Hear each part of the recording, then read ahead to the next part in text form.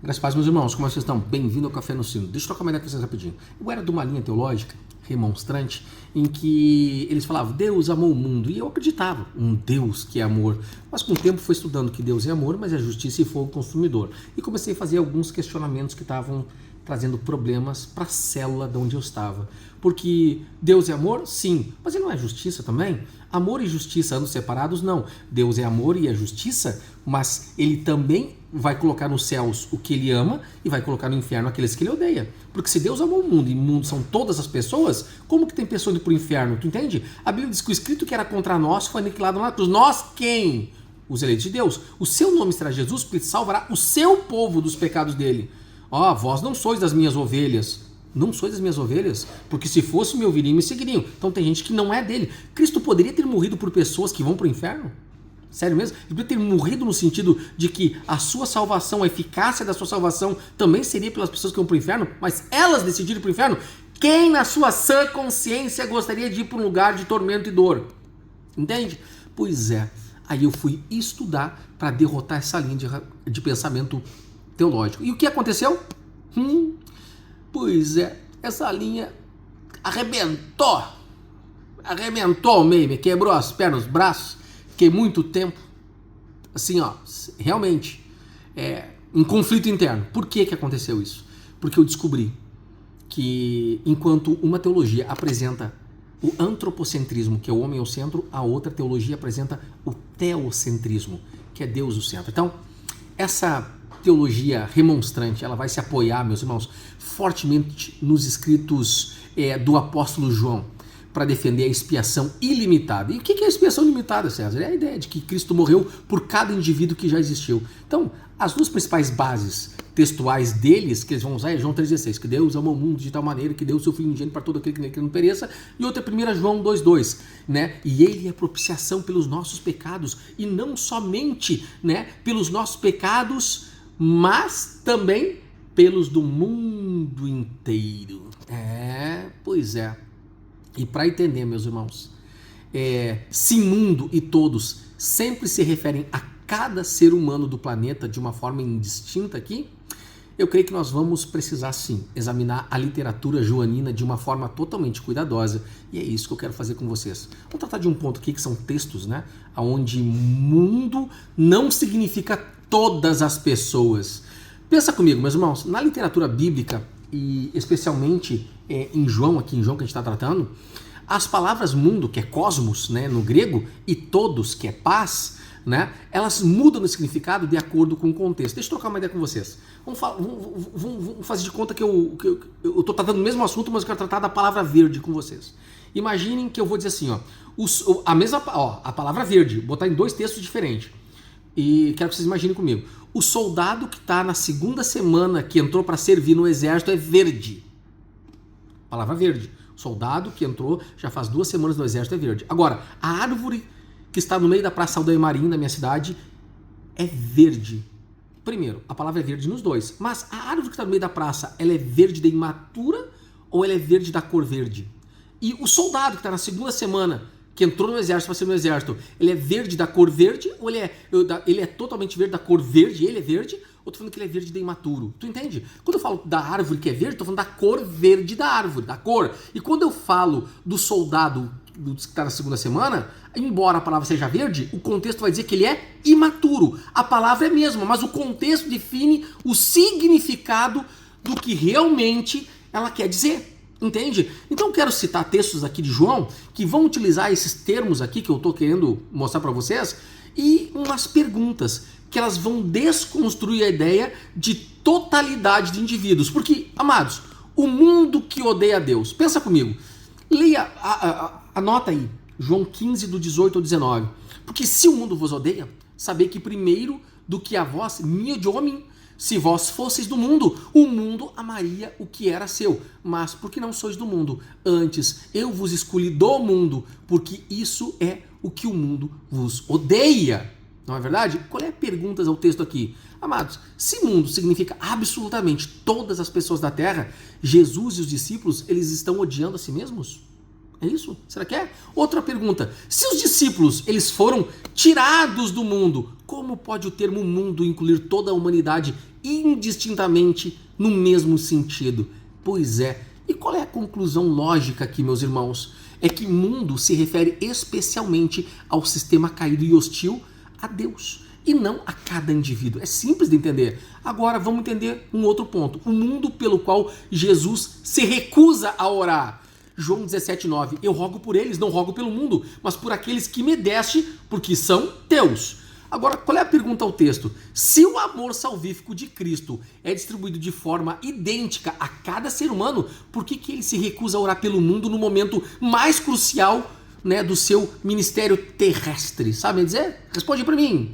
Outra pergunta. Se ele morreu para salvar cada indivíduo do mundo, sem distinção, ele faria sentido, eu creio que assim, ó, ele se recusar a interceder por essa mesma totalidade de pessoas? Tem que responder isso, meu irmão. Agora, qual é a conclusão lógica aqui? Porque mundo, aqui, meus irmãos, é a humanidade rebelde que permanece em sua incredulidade contrastada com os eleitos, né, dados ao Filho pelo Pai. Só pode vir em mim aqueles que o Pai trouxer, não é verdade? Agora, o mundo inteiro sob o maligno. João 5,19. Nós sabemos que somos de Deus e que o mundo inteiro jaz no maligno. Uma pergunta para ti que acredita que Jesus morreu por todos, que o mundo significa a totalidade também. Os crentes que João diz serem de Deus estão incluídos nesse mundo inteiro que jaz sobre o poder do diabo? Quer dizer que os crentes estão sob o poder do diabo também? Responde aí. Tenta fazer um malabarismo circense. Respeitável público. Malabarismo circense. Entendeu? Agora, meus irmãos, se a igreja está fora do domínio maligno, então a expressão mundo inteiro, ela pode significar literalmente todas as pessoas do planeta. Consegue entender o que eu estou falando? Pois é. E qual é a conclusão lógica aqui, meus irmãos? Aqui, amados, mundo inteiro aqui é usado de uma forma limitada para apontar que o sistema pecaminoso que ele vai englobar a humanidade descrente. Agora, um ponto tem que ser observado também aqui. O mundo que segue a Jesus. João 12, versículo 19. Disseram, pois, os fariseus entre si: vedes que nada aproveitais, eis que o mundo vai após ele. Amados, perguntas ao texto aqui. Todos os habitantes da China, da Europa ou da América daquela época lá estavam seguindo Jesus naquele dia? Responde aí, faz malabarismo aí. Outra coisa, os próprios fariseus diziam isso, estavam seguindo a Jesus? Os que eles estavam dizendo estavam seguindo a Jesus? Eles mesmos estavam seguindo a Jesus? Qual é a conclusão lógica, irmãos? Claramente aqui, quando você vai ler, você vai ver que mundo aqui é uma hipérbole, uma figura de linguagem, para expressar aqui uma grande multidão ou pessoas de todos os lados, e não cada ser humano. Agora, o que mundo e todos significam no contexto da salvação? Pois é um ponto a ser tratado aqui, porque isso vai fazer nós termos uma base melhor para nós compreendermos daquilo que a gente está tratando, né? Na teologia bíblica, meus irmãos, reformada, quando a Bíblia diz que Cristo é o Salvador do mundo, como em João 3,16 ou 1 João 2,2 ali, como eu citei para vocês, o sentido correto geralmente é geográfico e étnico, meus irmãos, sem distinção, e não individual, sem exceção. É um ponto que você tem que refletir sobre isso. Agora, pensa comigo, judeus versus gentios, sem distinção. Então, para a mente judaica ali do primeiro século, a salvação ela pertencia exclusivamente a Israel. Então, os gentios, as outras nações, eles eram vistos como excluídos da aliança. Então, quando João ali, ele escreve ali que Jesus é a propiciação pelos pecados de todo mundo, em 1 João 2,2, ele está combatendo esse racionalismo, né, judaico aqui, entendeu? Agora, presta atenção comigo, qual é o verdadeiro significado aqui?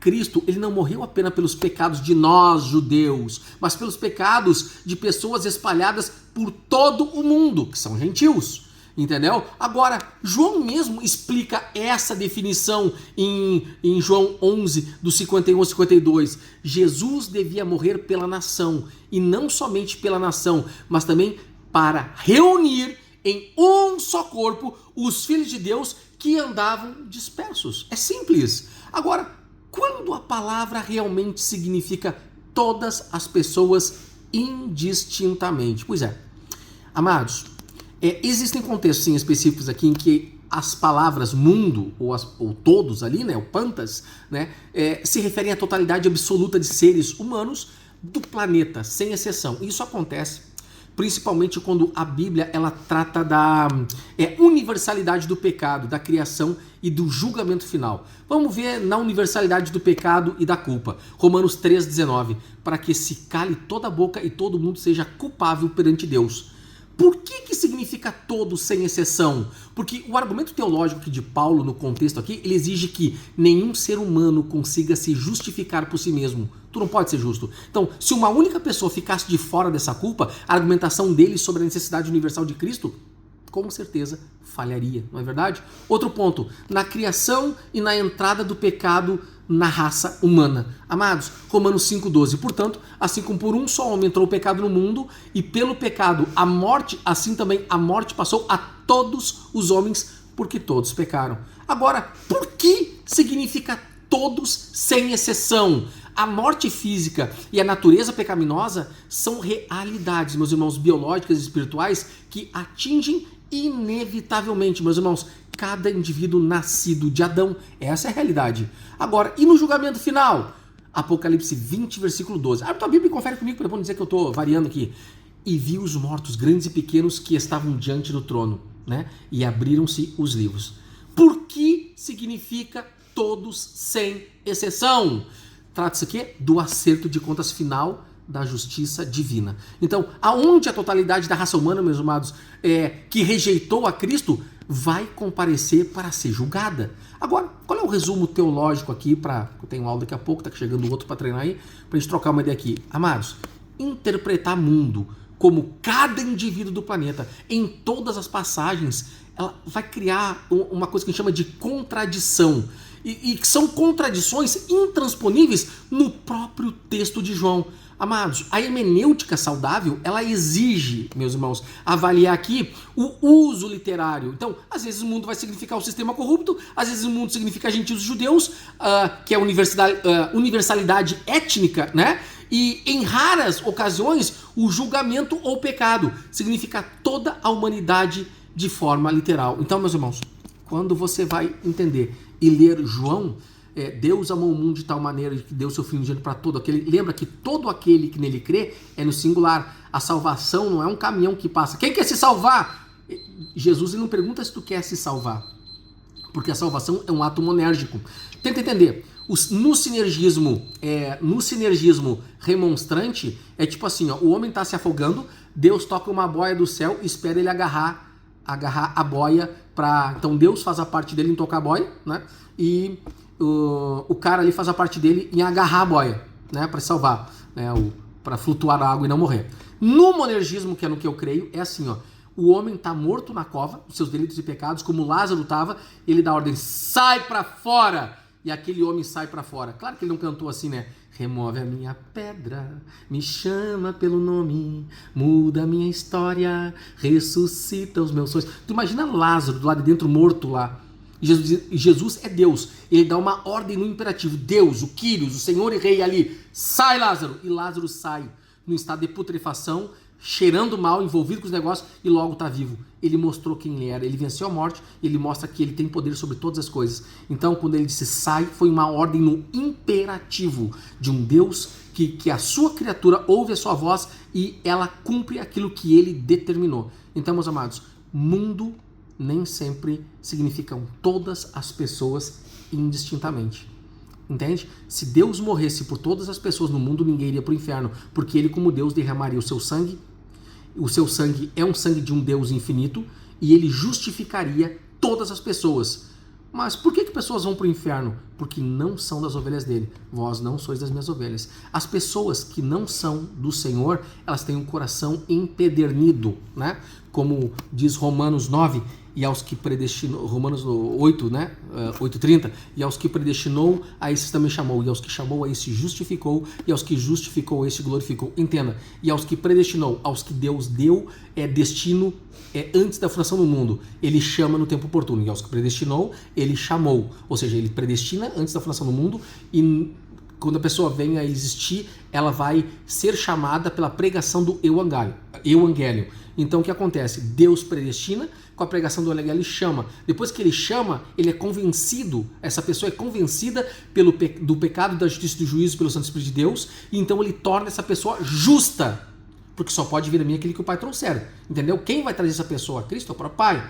Então, e aos que ele justifica, ele glorifica, porque o que acontece, vão estar com ele na eternidade. Ou seja, aquele estado, esse estado que nós temos de morte, putrefação, dores, velhice, doença, isso não vai estar. Por isso que é o estado da glorificação. Lembre, em Apocalipse, o Senhor vai chamar primeiro os mortos em Cristo, os primeiros, nossos irmãos que morreram antes de nós. Glória a Deus, né? Porque eles morreram antes de nós, né? Eles são testemunhas, né, do Evangelho, né? E eles vão chamar esses irmãos que morreram. Depois, nós que estamos vivos seremos transformados, ou seja, os cristãos que estão vivos receberemos um corpo glorificado, seremos transformados, assuntaremos aos céus, né? E em terceiro lugar, aqueles que morreram sem Cristo, porque eles vão receber um corpo físico para serem lançados no inferno.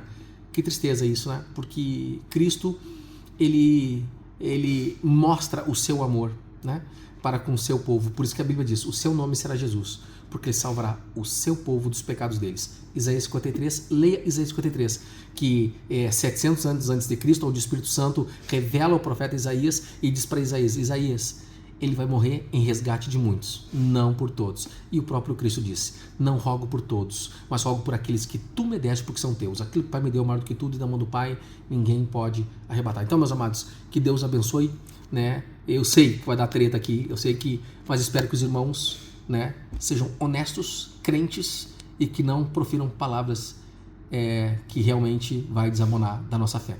Como cristãos, aos santos não convém ofender, também, né, na verdade não convém contender, né, mas eu sei que muitos não vão acreditar no que eu estou falando, porque eu também não acreditava até estudar e me debruçar nas Escrituras. Forte abraço aí, graça e paz.